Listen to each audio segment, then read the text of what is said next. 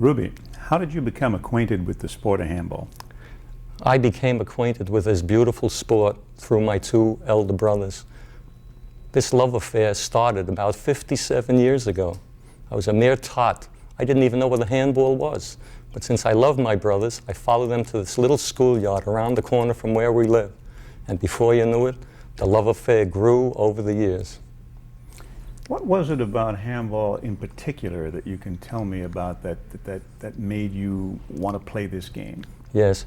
I believe first, when you're a young man, you're interested in the physicality of it, to try and develop your body, have fun, the challenge with other competitors of all types, and then the situation where you actually play on different courts, 1-wall, 3-wall, or 4-wall, with different court conditions. And so if you do that at an early age, you sort of develop these reflexes and skills which are so necessary to be a top and a champion performer. You and your brothers, all three of you, were top-level players. How did that come to be? That was a rarity. I don't think that's ever been done before in handball. Well, I think it's a classic case of serendipity. Being three brothers, we all went to the courts together. Whereas individuals who have no brothers, they have to go someplace and say, gee, is there a competitor here? So we had this natural advantage at a very early age. And since my brother Oscar was more skilled than we were, he sort of dictated and controlled our demeanor. He showed us the way the game is supposed to be played. And always having a brother around, it seems fascinating to me that three brothers would all be national champions with totally entitled skills. Oscar with two-fisted power and kill shots with either hand, Carl with foot speed and enormous ability to hop the ball, and they said I was like a court tactician or a court strategist, able to volley the ball, move the ball around. And so that worked out fine, especially in doubles. My brother Carl with his hop serves would set the ball up, and then my brother Oscar would go in and kill the ball. When I played with Oscar, I would hit the ball hard on the serve, and then he would go in and power it for kill shots. What a blessing to be able to play handball with brothers you love, to play the sport that you love. That is so beautiful. Talk about the sport as it came into being, the four-wall game in Brooklyn. Yeah, it's sort of a fascinating history. The beach clubs were the real sources of 4-wall handball, not 1-wall now, 4-wall. They developed these 4-wall courts which were like 23 by 46 feet wide, and with a ball at that time that was lively. It was called a black ball, and when you hit that kill shot, that ball stayed down. And then because of marketing features later on, more currently, they came out with a blue ball, which anybody now can pick up the kill shot. But back in those old days with these guys who were hungry for victory, it was like days during the Depression and the war where you were hungry and you had to produce. That American psyche came out and everybody wanted to win. Nowadays, things are a little more easy. You know, they take the car down to a club and they don't play handball. They play some sissy game called racquetball. Ooh, that's so frightening, isn't it? But the bottom line is activity, physical activity. That's the beauty of the sport. As you probably know, handball is ranked as the most aerobic ball sport. Yeah. How do you see handball for the future? Do you think the game will survive? Oh, there's no question about that. I've been around such a long time. I've seen all the great champions. I've seen all the changes in the economy. And to cite an example for you, I put on these handball clinics for the high schools, and I see all this enormous talent. Over 60 high schools with 10 kids on each team, and they display these enormous skills. And then you know what happens because of the economy? One of two things. They graduate and they have to get a job, or they have relationships with young girls because they're, you know, macho type of athletes. The next thing you know, I've seen so many beautiful young athletes, 19, 20 years old, they have to give up the game of handball to get a job to support their new wife and child. That is something. But back to your question, I've seen the ups and downs, the ebbs and flows. I've seen it go between big blue ball and the small hard ball. And they say hardball is dead, the big blue is taking over. If you hang around long enough, you'll see that cycle of events come and go, and handball will always be here. Why? The inherent nature of the sport. All you gotta do, buy a handball, find a wall, use maybe a leather glove that you might have found. Find a park, go out in the fresh air. This is one wall. Learn the game with one wall, and perhaps a transition may be made later on. You go into four wall and enjoy that. Tell us about the beginnings of one wall. How did that start? Oh, is that a beautiful story? Back in Ireland, and Ireland seems to, I don't know if they all kissed a Blarney Stone or not, but it seems to me they discovered handball. Even though, as I know, a critical fact, it has a history going back about 1,000 years. As a matter of fact, I think it was the Greeks. They took a ball made of hair, compacted it very tightly, put a leather cover on it, and then they put a ring up on a wall. And the idea was to hit this ball through the ring. But then as time went by, the Irish did come into play for two reasons. One was they had these cemeteries, and in those days they built these enormous flagstone markers. And some kid must have come along with a little ball, and he started hitting the ball against the flagstone, against the grave. And before you knew it, someone had a bright idea. They said, why don't we play on the side of a building? And they started playing on the side of a building. As a matter of fact, when Abe Lincoln got his nomination to be president, he was known to be playing a game then called fives, you know, 5 fingers on the hand, and he was playing handball in an alley. He had to stop that beautiful game just to become president. Imagine that. But the game then continued to evolve with a fellow named Phil Casey. He was the champion of Ireland. And being tired of being the champion of Ireland, he decided to come to the United States. And before you knew it, he built a bar. And in back of that bar was a handball court. So now you got this physical activity, this enormous thirst, and before you knew it, you were quaffing a little bit of ale to soothe the nerves and to have the endorphins flow. Now Casey was the champ.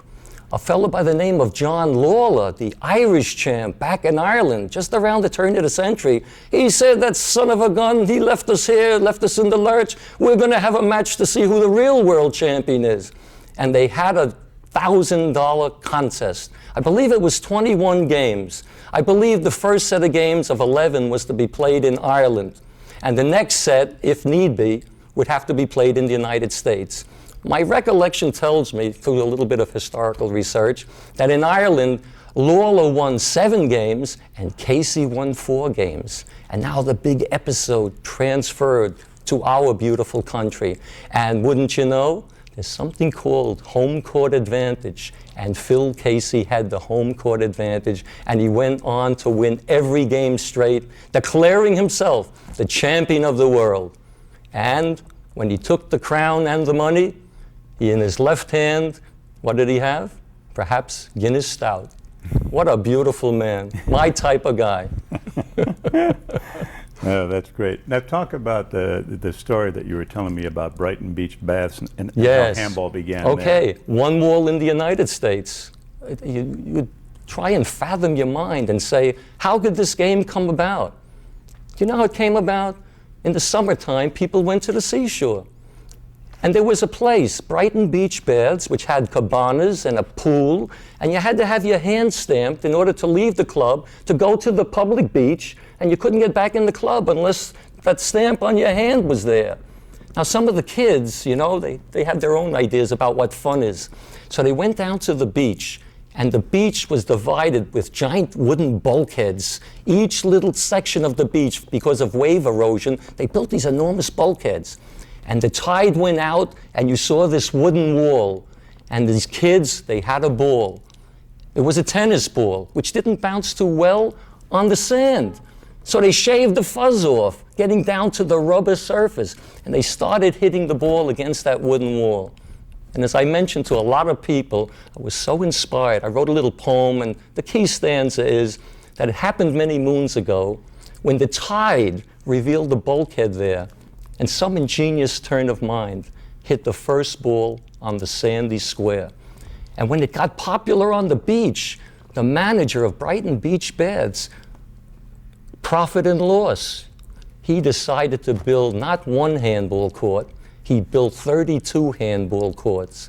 And the man's name was Joseph P. Day. He was a tycoon out in that area who built Brighton Beach Baths, he built Ravenwood, he built a number of these resort-type handball and recreation facilities.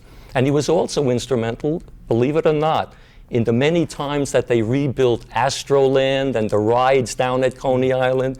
And I suspect over time, when it didn't work out too well, they had these suspicious fires every 15 or 20 years, only to build a bigger and better colossus of Coney Island.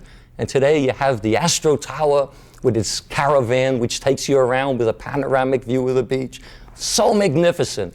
And when I go on that, I look east, and you know what I see? I see the handball courts at West 5th Street, which is now my current love, where I teach kids how to play. And you talk about love of sport. I love it more now today than I did in my competitive days, because I see kids growing up, and some have gone on to be champions. And I only ask them when they are champions, who's your coach, kid? No, I don't.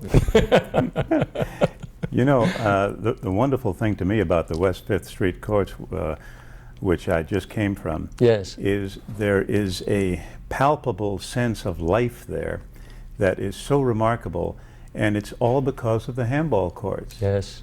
All because of these simple to build structures Yes. that any fool can build, and you build a wall and bang, you've got a court on either side. Isn't that magnificent? It's wonderful, but New York is the only place where it exists. Yeah. Why? Here's a really interesting aspect of West 5th Street. If you go to any handball court in any part of the city, you'll see graffiti. If you come down to West 5th Street, you rarely see graffiti. You know why? Because this love of the game transfers itself generation to generation. So early in the morning, starting about 9 o'clock, the guys, the septuagenarians, the octogenarians, those guys, they're out there playing. And some of them move pretty well, even at that age. And then by the time 1 or 2 o'clock comes, the kids who are out all night, you know, having fun, they decide to show up. And they then do their thing. And then some old timers like me, we get the last shift. I stay there until dark. And so when the predators come by, the graffiti men come by, and they see that there's always activity there, they keep walking by. But now, having made this announcement, I'm going to have to get a cot and spend 24 hours a day there. I suspect that's going to happen. I hope not. Ruby, I want you to talk about some of the great players that you saw growing up. Who was the first great handball player you saw? That's a magnificent question. A man by the name of Angelo Trulio. He won the championship in 1932. The national championship. Now keep in mind, those were 24 by 48 courts, enormous courts. He played against Joe Platak later on. Now Trulio happened to win because every day from the back of this court, 48 feet from the front wall, he'd do only one thing. Practice his underhand swing and rocket the ball with both hands, open hand and punch, right down the sidelines. Then when he wasn't playing handball, he'd run up and down stairs, he'd do 500 sit-ups, 500 push-ups, and as you know, in a game of handball, sometimes you can have the greatest brain in the world, but if you don't have the stamina to carry you through to the end, your genius is left in the locker room. This fella Trulio, the first champion I saw, known for his condition, won in 1932. You know what he did the next time? After Platak era and the Hershkowitz, he won again in 1947. He created a modern record of 15 years. And now here's the embarrassing part. In 1954, I was 19 years old. I happened to win the National One World Championship. And 21 years later, breaking Trulio's record, unfortunately, I won the National Open Championship again. And they say that was a fluke. So I came back the following year and I won it again. And I said, any questions, fellas? And it's true, the record is true. It was no fluke. Well, I don't think so. That's I could tell you a beautiful story about that. My opponent in the finals was a big lefty, and he was serving from the left side. This is one wall. And he would hit a cross-court shot which sent me to the middle of the next court. And I was a good volley. I'd get him back, we'd get into a volley. He had a weak left, so I'd exploit that. It got to the nitty-gritty about 16, 15, and therefore, his best friend was sitting behind the long line, and all of a sudden, he blurts out to his friend who has the serve with his great cross serve. He says, hit it to his left, hit it to his left. which meant straight up the line to my left hand, which meant I didn't have to run over there anymore.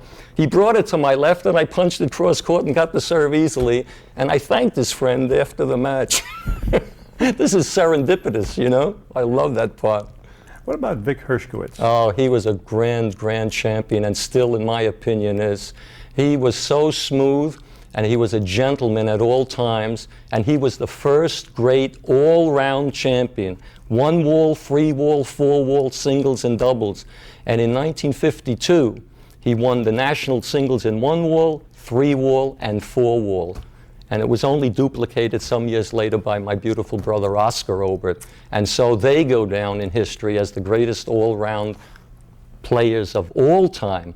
Now, Natty Alvarado and David Chapman and Vern Roberts Jr., they entered three-wall after winning many four-wall championships, and they won 4 in a row of three-wall. Now there was only one critical test left, and I teased them all the time. To be the really great all-around champion, you have to win the one-wall championship. Unfortunately, Natty said to me, I'm a professional, I get $1,000 or I can't appear. But that wasn't the truth. You see, there are no side walls in one wall. There's no ceiling in one wall. There's no back wall in one wall to save you. You have to have the precision of a surgeon in order to keep that ball in play. You're running laterally while the ball is traveling 60, 70, 80 miles an hour.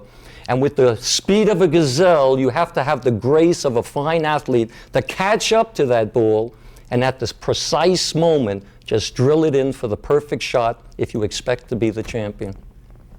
Now, Vic Hershkowitz, he represents a transitional figure. Angelo Trulio was the man from the 20s and the 30s, in that era, 32, as I mentioned. He hung on until the 40s when the war came. Unfortunately, Vic and the fellas of his age had to go off the war, and Angie was a champion, and he was around. He was able to continue with his fall, always in great shape. That's why he was able to make that 15-year run of the championships. But Vic is a wonderful player and a fine fellow for many reasons. I never heard him say an angry word on the court in all the years I knew him. He was very smooth in his approach to the game. And what he mastered was to use the same fundamentals of striking the ball and using it on the one-wall court, the three-wall court, and the four-wall court with a grace and effortless ease that just made you love the way he played. As a transitional player, we have the modern player. It's the physicality today. I think there's a fear factor that suggests that if they hit the ball off speed, their opponent will really drill it. And so they get out there, and the guy who's the most fit, he will crunch continually until somebody drops. Let me give you an analogy, and stop me if you think you should. It's like boxing. Today's players, to my mind, appear to be like two boxers squaring off in a ring, standing face to face, and throwing punches until somebody falls. Now what you're going to see in 1995, Ben, is David Chapman. He's like a reincarnation of a Johnny Sloan of the 60s. He was a man who never used power. He only used enough energy to win the volley in his favor. That's all he concentrated on. And as David Chapman today, while his opponent is powering the ball around, it appears he's not doing anything with the ball, but if you're a keen observer of this game, you'll see that the result of his shot always seems to have the slugger slightly off balance, that he can't get set for his main shot. And so now, as I mentioned before, handball is going to survive because, like Darwin's evolution, greatness comes along, the finer aspects survive, and then there's always the creative spirit that seems to give a fillip to what's happened, and it creates a whole new mode of thought, a whole new mode of creativity, and you're going to see that. And you, Ben Thum, with your filming of the games, with the 6 cameras, you're going to capture that, and you're going to get the love of this game to the mass of the public, and they're going to have an appreciation, finally, of what it means to move at these enormous rates of speed, just seemingly at the right moment to hit the ball. That's beautiful. Very well said. You know, Stuffy Singer, who you and I both know, Yes. played, I think, 1 year of professional baseball, and he told me about a comparison that the great slugger Ted Williams made, saying that he felt that the hardest thing in handball was the hardest Baseball. thing in sports was to hit a round ball with a round bat. And Stuffy Interesting. made an analogy too. Stuffy, having played baseball, said, you know, that is true. When you're standing there with this round bat and there's a round ball being thrown at you in the 90-mile-an-hour range, it's a difficult proposition. Excellent. And very few people can do it even 1 out of 3 times. Yeah. And if you can do it 1 out of 3 times, failing 2 out of 3 times, you're considered to be a star. Sure. He says, but you know, in handball, you don't have the luxury of standing there without any sweat in your eyes, with your heart just resting normally like a batter. Beautiful. He said, in handball, when that ball is coming at you, you don't know what direction it's coming at. It's not going to be in a nice little strike zone, that's for sure. And your legs are oftentimes weak, and there's sweat in your eyes, and your heart is pounding, but you still have to get to that ball. Well, if you were to play the tape back on those comments, you would find this, that if you get back to the basics of handball, it's a very simple game.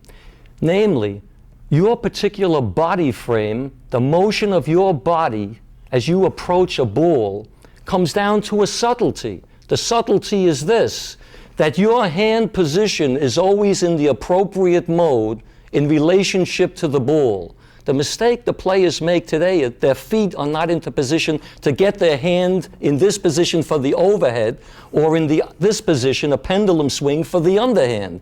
And they wind up with their feet out of position, hitting balls from every angle. To be a pro, as in any sport, a golfer gets that same move. He hits that ball 200 times. He doesn't want to, but he knows because of his body swing, that's his bread and butter shot.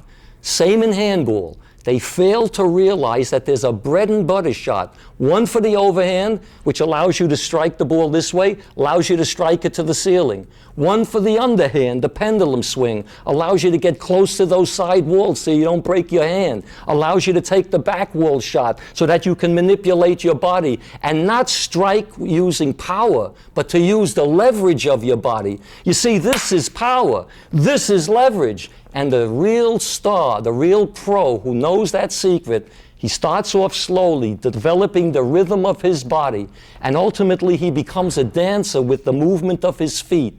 And any great player that you will have seen, he seems to get to the ball at the appropriate second. He seems to be bent in the right way, and his hand just miraculously seems to be, the ball is in the palm of his hand to be ultimately manipulated by his allegedly lucky athletic skill. It comes from practice, and that's what people fail to realize. Michael Jordan, Air Jordan, he's a man unto himself. He has inner vision. He sees the basket when his eyes don't see his inner eye sees that. But his secret is this. He knows how to manipulate his body like a ballet dancer as he rises and changing motion, and at the last minute still having control of that ball in his hand. He's at one with the ball. That's the secret of greatness, to be one with the ball if it's a ball that you're trying to hit. And Michael Jordan has that. Now again, there's so many millions of basketball players, as you know. One becomes a Michael Jordan. Isn't that beautiful? Yeah. And we see him, and we love that. It's like one becomes an Oscar Obert, one becomes a Vic Hershkowitz. Thank you. You happen to be right. Yeah, that's Wow. right. Ruby, one other thing I want you to comment on Yes. is Jimmy Jacobs. Yes. Did you know Jimmy? A marvelous, marvelous player. Talk about him a little bit. He was just beautiful. He was the epitome of a student of the game. As my understanding is, when he used to practice in front of a mirror, getting back to what I said about that consistent move and swing, he understood that intuitively. And then when he practiced, he only practiced one shot at a time. He didn't just hit the ball all around the place. He concentrated on one shot. The way you see David Chapman today pop that serve up, that looping serve, he hit that 1,000 times. His competitors say that's easy and they try it, they can't do it. Now Jimmy mastered one shot at a time. But ultimately, he became predictable. He was so great, he was in such physical shape, that when he used to play two men at the same time. And by playing two men at the same time who weren't as good as he was, he would tend to be defensive, not to embarrass him. So consequently, when he got into the championship play, his style became predictable. If you hit a low serve to his left, it would be punched up to the ceiling. He would serve from slightly right of center. You would know that there would be a reverse behind his back or a natural just over the short line that moved to the left wall.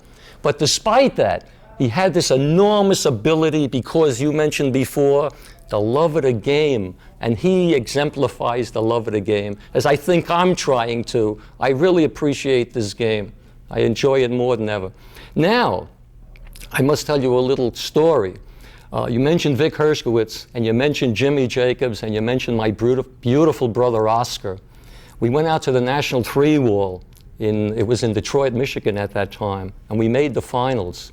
And Jimmy, being the star of four wall, and Vic being an all-around star, they were dubbed the monster team. But this is for kids who might see this. You don't play the guys, their names, as they appear on the court. You play the figures that come on the court. Many times in our career, the guy'd say, we're playing the Obert brothers, and they'd fold. We said, well, but when we played the monster team, they won the first game. And then they were leading the second game. But here's another message. They forgot my brother Oscar warmed up very slowly. He wasn't erratic in his shots. He just got that engine warmed up. And as his engine was warming up, the engine of Jimmy and Vic, being a little bit older, was starting to wear down. And before you knew it, the transition occurred. The score was starting to subtly change. Before you knew it, the Obert brothers won the second game, and the momentum continued, and they went on to win. That's really something. It's a message there. The game is not over until you get that final point, or maybe beyond, until you're holding that trophy in the locker room, and you have to check it still to see if your name is on it. That's when you know you won. Now, Vic, you mentioned he went on, and unfortunately, his love of the game hurt him. When he passed master's age, he just loved being on the court. So he entered these tournaments on cement. And he played with a guy by the name of Solly Goldman, an older man. They were great buddies together. And they would get to the finals against Gus Lewis and Kenny Schneider in the three-wall. And Solly was tired, having done nothing in the preliminary rounds. He was leaning against the right wall. And poor Vic was covering the whole court, bouncing off the cement. And I'm sorry to say, the last issue of the Handball magazine had a wonderful picture of Vic.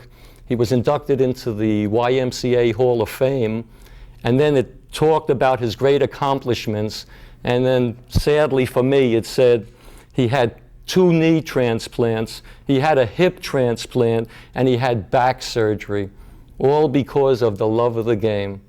And I have a bad back myself, and I play anyway. You just can't get it out of your blood. Talk about your particular love of the game. What handball has given to you? That's a great question.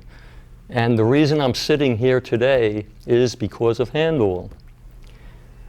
We played in the local courts. We played in the local tournaments. Being brothers, for that reason, we got better and better.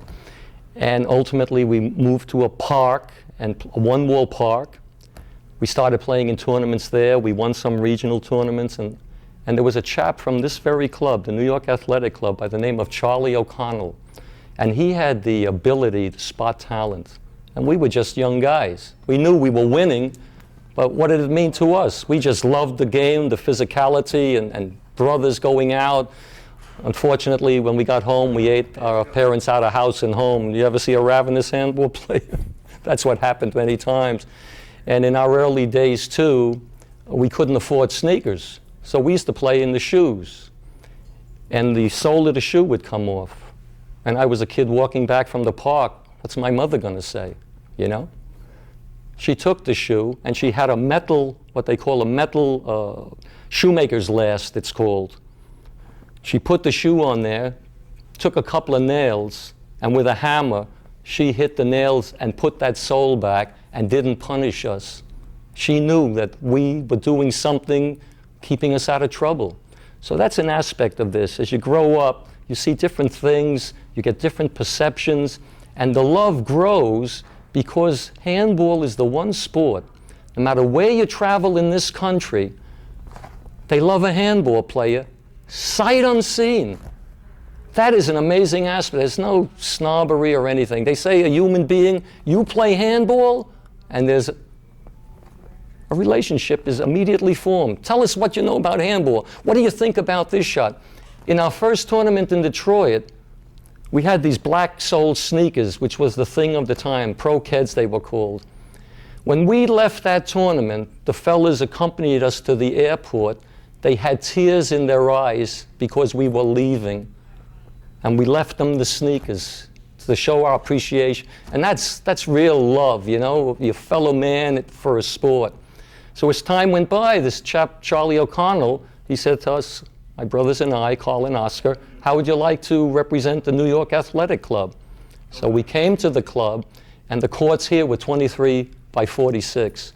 And one of the courts was for squash, was painted all white, the floor, the walls, and everything else.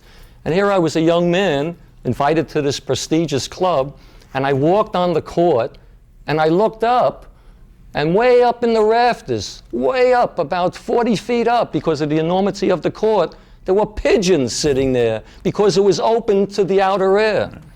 Well, as we progressed, we sort of gave them the message, you know, the tournaments are now played on 20 by 40. So now today you witness, they cut down the courts, there's an exhibition gallery and the like, which is really great. So how did my love affair continue? Charlie O'Connell got me a job with the trust department of a major bank. And the trust department of that major bank paid for schooling at night. So I took 10 years of their money for graduate school at New York University.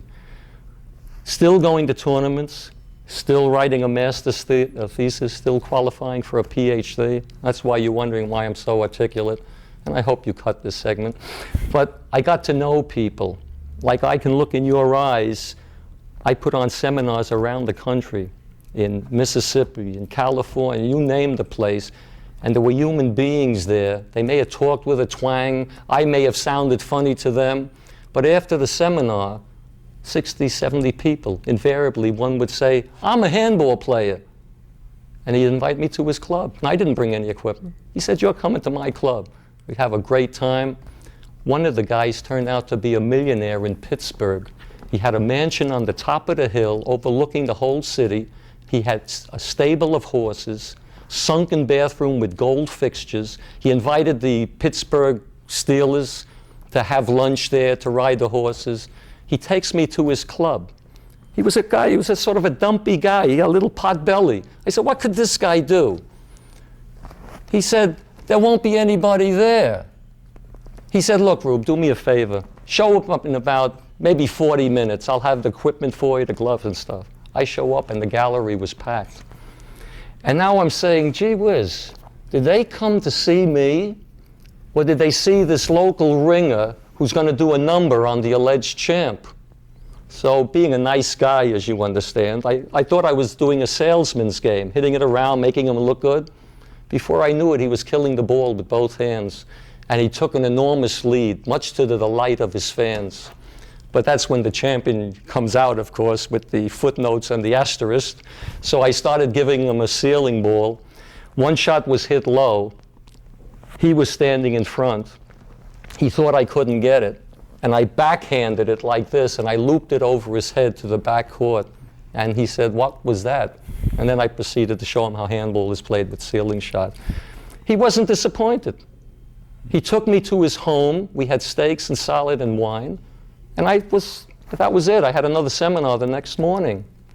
He says, you're coming with me. We're going to go to a couple of clubs.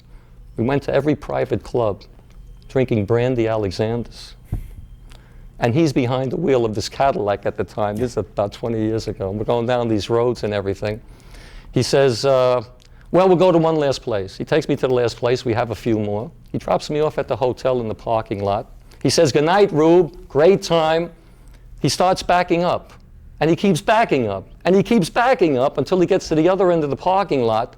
All of a sudden, you see the headlights go off, and his head slumps down in the arms of Morpheus. He still talks about that game today, the fun we had. And I had a seminar to put on the next day, of course. Very successful. That's wonderful. Yeah, that was a wonderful time. And so, consequently, the club sponsored my brothers and I. I was able to take advantage of this great learning opportunity.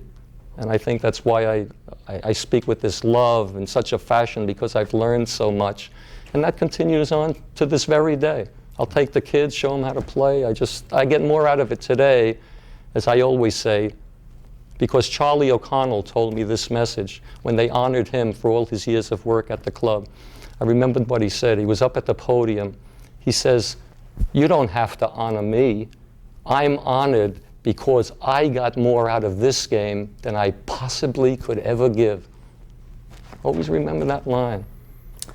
You know, it's always amazed me, Ruby, that the game of handball has been so closely related to, the YMCAs, the Jewish community centers, Yes. the Elks clubs, the firemen. Yes. Many firemen played it. It seems to me like that is not as popular as it once was, and I'm wondering. You mean not as popular in the YMCAs and in the...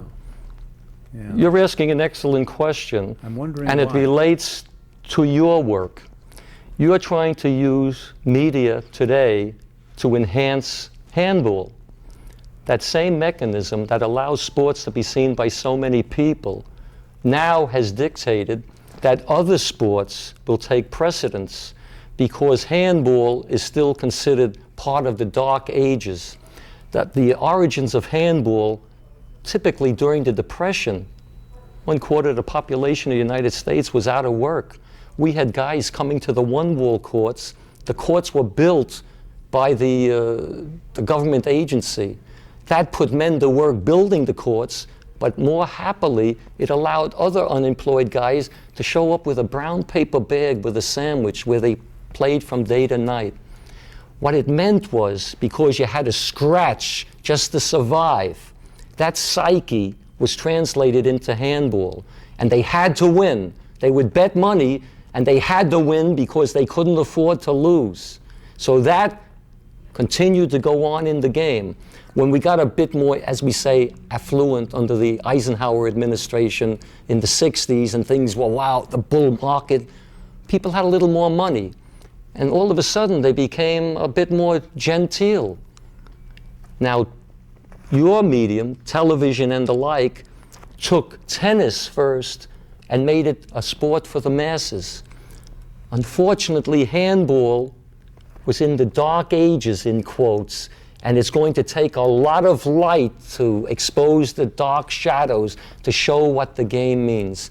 Now, here's the basic problem as I see it, especially in four-wall handball. And there's a parallel in hockey, which I'll get to. In tennis, there's a wide expanse. There's an opponent on each side. They have cameras watching the faces while the man is preparing himself to get ready to receive, get ready to hit the ball. They show what's happening in an instant replay in slow motion. The problem with handball on a four-wall court, until you can get glass and the finer aspects of technology which we employ now, which you're doing, you see in that confined area four-wall, that ball is moving at a tremendous rate of speed. A spectator at home is seeing two individuals running around hitting a ball. But you know what the problem is? A person who watches spectator sports on television likes to sit back with a beer. But with handball, you have to follow the ball. And it's similar to hockey. You have to follow the puck, and it's annoying. And therefore, no matter how great the skills of the players are, it virtually becomes, in quotes, boring for the average spectator. So what you're doing is absolutely correct. But the technology is not enough. You're going to have to use public relations to try and get the psyche of the public changed to accept it. Now, I'm such an optimist, I know this as a fact. As time is going by, the public gets fickle, and they want something new, and it takes sometimes the transition to occur, and it's already happened. Someone mentioned to me before about curling with a broom on the ice, manipulating this iron thing across the ice. You see what I mean? People say, what kind of a ridiculous thing is this? People on the ice with a broom? Give me a break. But as you correctly stated, with the piece that preceded the actual event, how each piece of equipment is made, perhaps even a guy going over there and checking the temperature of the ice, perhaps testing the humidity, making sure all the conditions are... People now get involved. And that, I believe, is going to be the key for handball. It's the personal touch. How can a human being relate to another human being? And before you know it, young kids will say, I want a picture card of that champion, and I want to know a little bit about his history. My God, look at that Angelo Trulio, 1932. Look at that Vic Hershkowitz in three-wall, 9 straight singles three-wall championships. My God. Think about this parallel. Pocket pool and billiards, and the same handball player in a different surface, being able to master the ball, first with only 1 wall, then with 3 walls with no back wall, and then with 4 walls, 6 surfaces with ceilings. That's the beauty of this game. And if you can capture that, the transition of that expertise and a close-up of a personality, not just a guy, a physical guy who pounds the ball around the court. You got to get a personality. You have to have a psyche. You have to have a maybe like a Muhammad Ali who created chaos to get these people interested. That's the secret. You have to focus on one aspect of this game and stick with it and dramatize it and cultivate it and get people from different points of view agreeing. That's it. That's what handball is. It's not a ball. It's not a surface of wood. It's a human being he's in pursuit of something. This holy grail of the crown, the championship that it represents. If you can capture that, then you have a mass market for this sport. And believe me, I know it will ultimately happen. And it will happen first because of you and the technology with 6 cameras, with 4 split screens, with slow motion, with color commentary. Right. That's the first step. Then public relations has to come into it. You have to get sponsors of such a type that they would give their heart and their soul for the game they love. Like Bill Smithberg, the chairman of the Quaker Oats Company, right. Its subsidiary Gatorade. He's not just the guy who says, why don't we do something for handball? He's a handball player. What about Ed O'Neill from All in the Family? He's a handball player. It comes out. The man did color commentary, and he said, if only I could play like that. And here's a man who is recognized all over the world. And he still says, if I could play like that. Now, if you could focus on things like that, that's beautiful. That's the love affair of this game that I'm talking about. Thank you, Ruby. Yeah. That was beautiful. Thank you. Is there anything else that you'd like to add before we wrap? Yeah, I would. I don't know if we're going to use this, but over the years, I always think about things. I think about projects, and I try and put things into perspective. And I came upon something one night. I was sitting down trying to write something about the game that I love. And I had like a vision. And the words, just with the flow of the pen, came like this. It's called One Wall Dream. Arriving home from the handball court, I looked at my bed as a last resort. I hit the pillow tired but serene. And I dreamed a mighty fabulous dream. I became a legend, like the mighty Big O, devouring opponents with insatiable glow, and giving the opponents delirious fits with a super serve, a la Hershkowitz. and serving the ball from center line, I volleyed thereafter with Alvarado design and John Bike power, Fred Lewis smash, a gazelle-like whirl of a Carl Obert dash, and David Chapman's indomitable cool. John Bike's hot serve served only the fool. Playtack punch, and perhaps Sandler drive. Ruby's skill to keep it alive. Now, match point was mine. The crowd was still until they exploded from my Obert kill. And with Oscar modesty, I accepted the prize. Only to wake with dreams in my eyes. Now to reach the top may not be the eternal scheme, but I fall to my knees and I thank God for that dream. Rosemary, tell me how you first came to the game of handball. Well, back in 1950, 62, about 65, I was about a teenager. And I started playing one wall with my brother, my younger brother John, over in Central Park. There's about 10 one-wall courts over there. And we started playing one wall. We were there every day, all day. And there was also in the back a three-wall court, a highlight type three-wall, one side wall, a front and a back. And after maybe a few weeks of playing one wall, we graduated to playing three wall. That was the court everybody wanted to play on. Now, how did you develop into being such a good player? What type of coaching did you have? Well, I feel I developed rather well because I played with all the boys, and as I advanced, the men, and those were my most competitive games. And I feel I had a big advantage over the other women, especially back in 1980 when they first started the women's division. It was brand new, and I had been playing four wall then for maybe 5 years. Where'd you first begin four wall? The first time I ever saw a four wall court was at the 92nd Street Y, and I had a part-time job there after school as a leader for the kids, organizing games. And I saw my first four wall court there. I actually didn't get to play on those courts, but I started playing four wall in 1975 at the Flushing YMCA in Queens. They have oversized courts. Their courts measure 22 by 44. Real good court for doubles. I'd like you to, as you're talking, to look in the camera. Okay. Because that might be a more interesting angle too. Okay.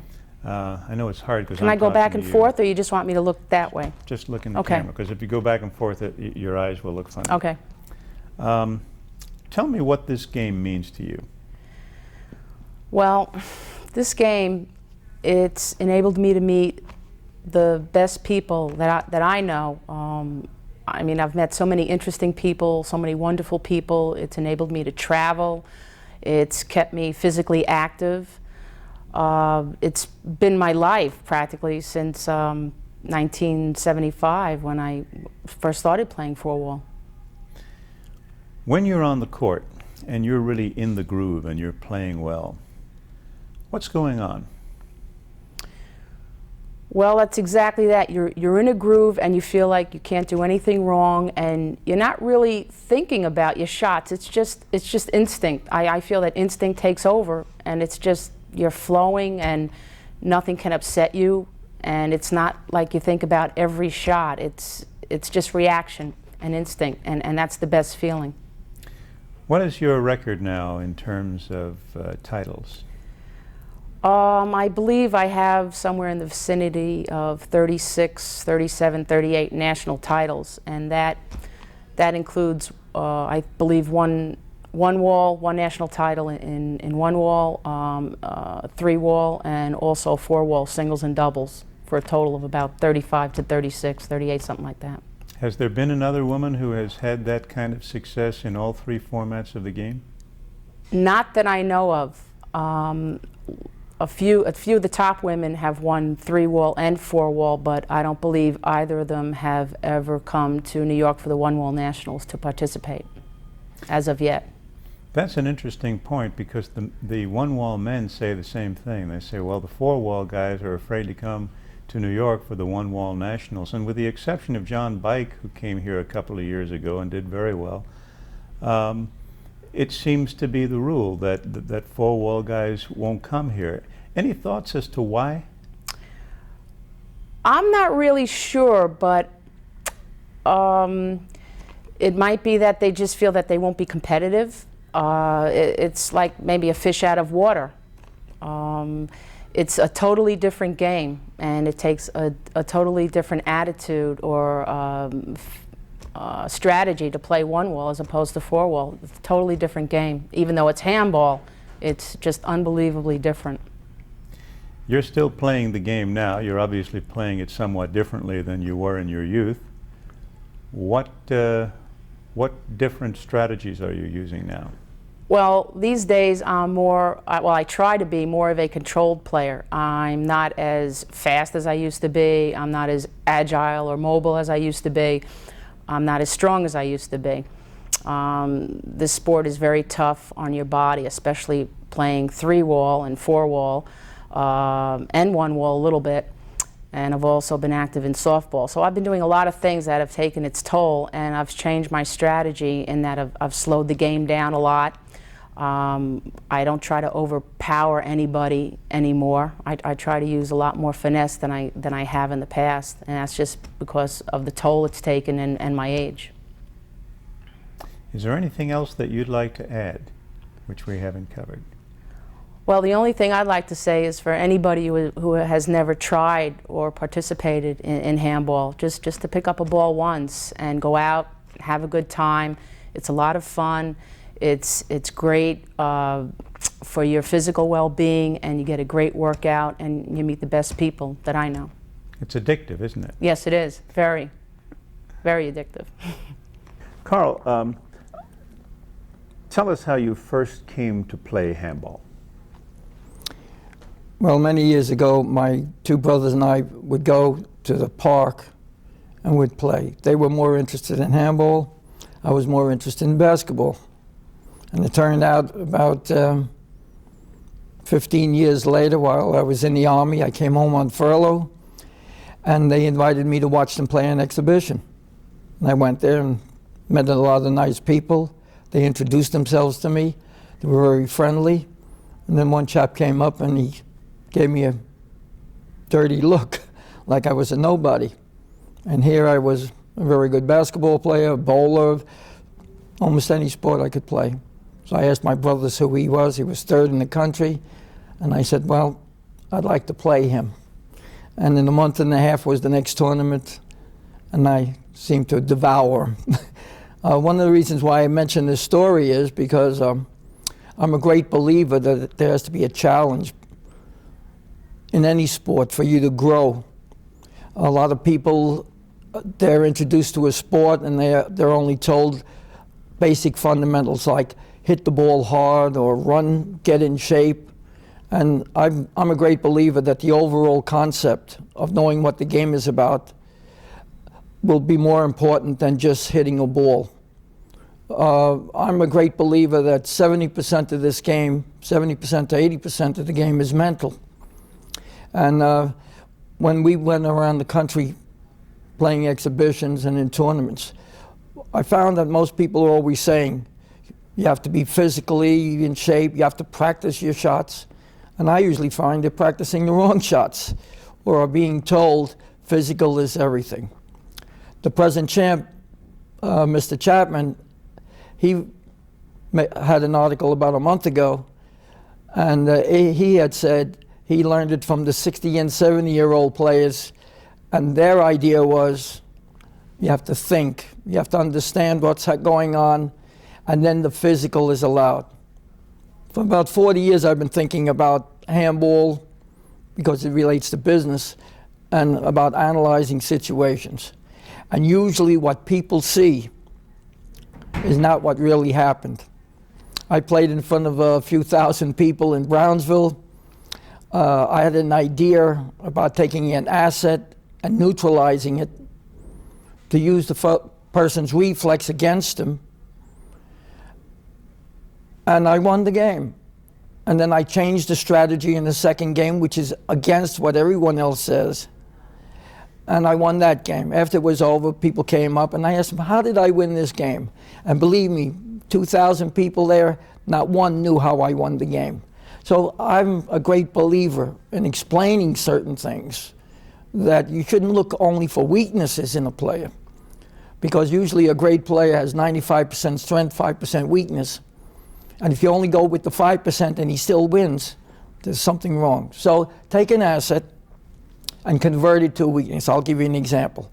If he makes 20 shots on the run, only let him make 10 shots on the run, and you neutralize part of his game. If he likes hitting hard, hit first. He becomes a defensive player, and you stopped his offensive game.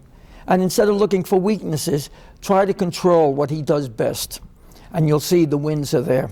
Hold on 1 second. What were you saying? And let's continue on another note, though. I'd like you to talk about the toughest match you can recall that you played. Look into the camera. Well, the toughest match, I think they're all tough.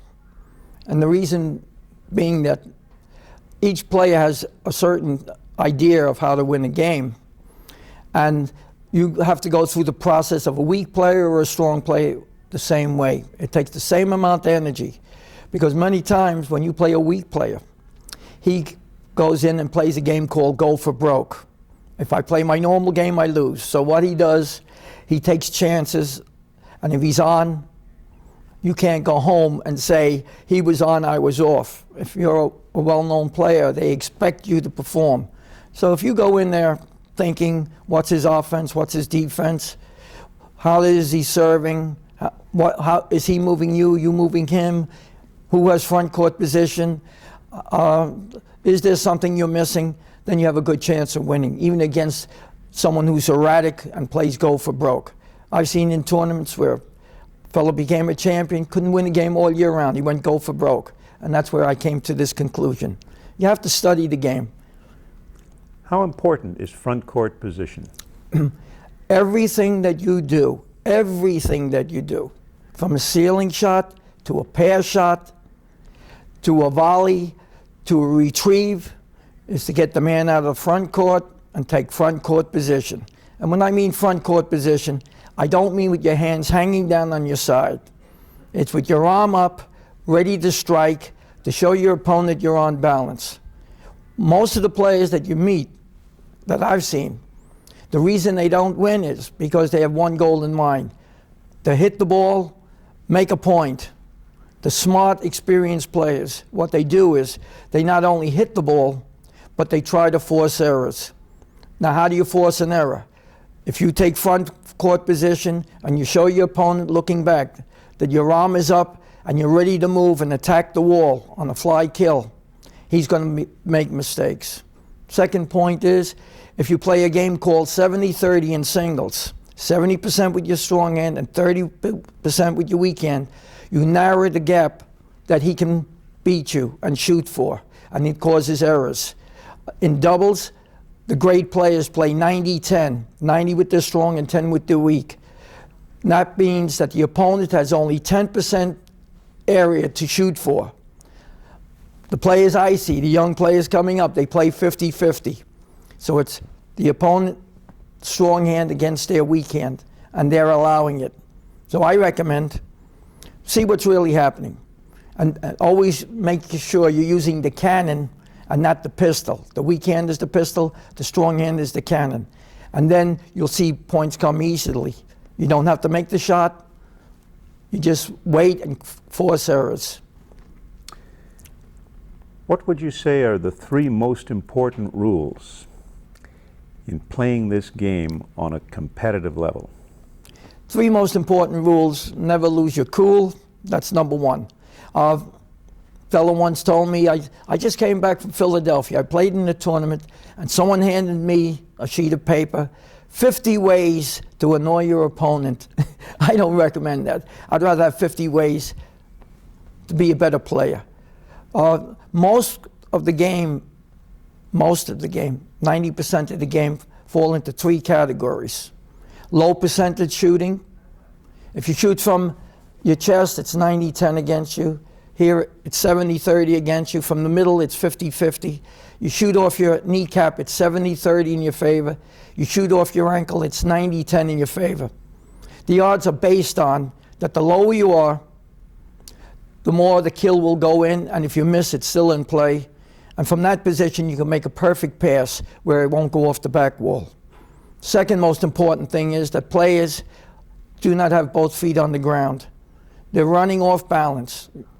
I recommend make a commitment, even if you're off balance, that at the moment of hitting, stop, put both feet on the ground, and move everything forward. The third most important thing is when you're in trouble, reduce the speed to half and lift as high as you can. This gives you time to get back in position, load up your arm, ready to hit again. Most times when you're off balance, the quicker you put it back, the quicker he'll put you away. So lift, reduce the swing to half, and you'll see everything goes in your favor. Carl, you were one of the great players of your time, along with your brother Ruby and your brother Oscar. Oscar was probably in a class by himself. Without a doubt. Talk about Oscar for a while. Well, Oscar for 12 years was a terrible player. I have all the bruise marks to show you. He would scatter it around. And I came up with an idea, which I think all young players should have. It's called a jigsaw puzzle theory. You ever do a jigsaw puzzle, you're working at it, nothing's happening, and all of a sudden a piece fits, another piece fits, you take another piece and go fit, and all of a sudden you have a great game. Well, that's what happened to Oscar. His idea was stroke the ball hard, attack the wall with either hand, and roll it out. I don't recommend that for everyone. He was unique. Vic Hershkowitz had the same style of play. Because if you view most of the champions over the last 50 years in handball, racquetball, paddleball, tennis, only the hard hitters came out 2 or 3 out of 50. So I recommend the 47 others where you think the game out and you have a great chance of winning. Now we have to go back to what is thinking. Someone asked me once, how do you win a game? And I asked them, how do you win a game? And they'll tell me I hook the ball, I ceiling the ball, I drive, I run the man. Okay, that's not how to win a game. The way to win a game is your offense versus my offense, your defense versus my defense, your offense versus my defense, your defense versus my offense. And any way it's played, if you're winning with that strategy, you stay with it. If you see something is not going your way, then you change it. If I see a weak shooter, I'll feed him setups. And I don't need hooking the ball, I don't need driving the ball. If the fella can't run fast, I run him. And I won't take one shot. I won't throw one hook. And I can throw 2-way hooks and make a lot of points. But what you have to do is find the easiest way. You have to remember, tournament play is sometimes 5, 6, 7 days in a row. And great players never waste energy. They make an analysis of what's going on, and they only use the equipment they need. And in their bank, they have 10 more strategies, all prepared and ready to use. There's no single way of winning a game. Carl, looking back now over your career, you played this game for some, 40 years or so? Yeah. What gave you the most satisfaction? Well, again, see, satisfaction isn't pleasure. See, it's more like designing a game plan, and it's effective. And pleasure is also if the other person wins. I wasn't unhappy. I've lost some games. I wasn't unhappy because I knew the other person put the same amount of effort into winning as I did. And his game plan maybe for that day was better. So I tell most people, in the long run, if you can maintain victories, then your mind is doing well and your body is doing well. You can't win every game. In golf, Nicklaus won maybe 4 times in 15 years, yet he's still a great player. I respect all players. I think that if they have the nerve and guts to get up and go to a tournament, and it takes a lot of nerve and guts, and come back and come back. Now, you mentioned before about Oscar. Oscar had 15 national titles in 1958. He went to his first four-wall tournament. This was all one-wall tournament. He lost 21-2, 21-3. On the way home on the plane, I cursed at him, and I don't curse. And I said, you let that fella do that to you. 2 years later, he won the one-wall singles, the one-wall doubles, the three-wall singles, the three-wall doubles, the four-wall singles, and came out second in the four-wall doubles in the same year. He won 5 national tournaments in 1 year, and that's never been done before. He played in Chicago, and a semi-pro football player drove him into the wall, and it ruined his career, where he was at the top. He had 42 national titles. No one is even near that. So, but one thing, you met him, friendly, nicest person. You never think he won even the championship. He loved playing. He passed on that message to people. Enjoy yourself. Only one person wins. You have 250 million people in the United States, one person wins. And I respect all the players that are here. They put a lot of effort, they're in great shape. The only thing I recommend is you have to keep learning. I always learn a new trick. I learned it from paddleball players, I learned from Chichi Rodriguez how to hit a ball hard. I learned from bowlers, steady. I learned from Whitey Ford, change the speed of the ball, give the same motion. From Bob Cousy, peripheral vision. And what you have to do is look around you. All the ideas are there. The people are there. All you have to do is walk up to them, introduce yourself and say, you know, I like handball. I have a problem. What do you think we ought to do? Believe me, there are a lot of nice people in the world, and they're glad to help you. And the person who doesn't help you, believe me, he'll never be a champion. He'll never be a champion. Because an interaction of people, 1 and 1 can make 100, 1,000. But someone who is negative, 1 and 1 will be 0. He won't add to it. So I recommend talk to the people. I talked to a fellow from Cincinnati the other day, just walked up to him. I didn't know who he was or anything. We had a nice conversation. A lot of nice people. I think I mentioned to you a fellow from Tennessee, was 70 years old. He played in the tournament. I refereed the game. And I'm looking at this fellow. He's hitting backhand behind the back, between the legs. He's doing all, and I'm saying, that reminded me of me when I was young, when I was playing a lot. So after the game, even though he lost because the other opponent was younger, I went up to him and I said, you know, you remind me of me. It was just simply beautiful. I really enjoyed your playing. He turned around and he said, you know, I left the Army. I retired from the Army, and at 48, I started playing handball. And you came and put on an exhibition, and I was lefty and you were lefty, and I imitated you. Crazy world, isn't it? You never know the scope of influence of what you can do. So be friendly, speak to the next person and ask, and they'll be glad to help you along in your game. And believe me, the difference between a champion and just an ordinary player is just so small. And the idea is to think, expose yourself to many ideas, get the Handball magazine, a lot of nice articles written about ideas, way people play, and it may add to you to become a better person and a better player.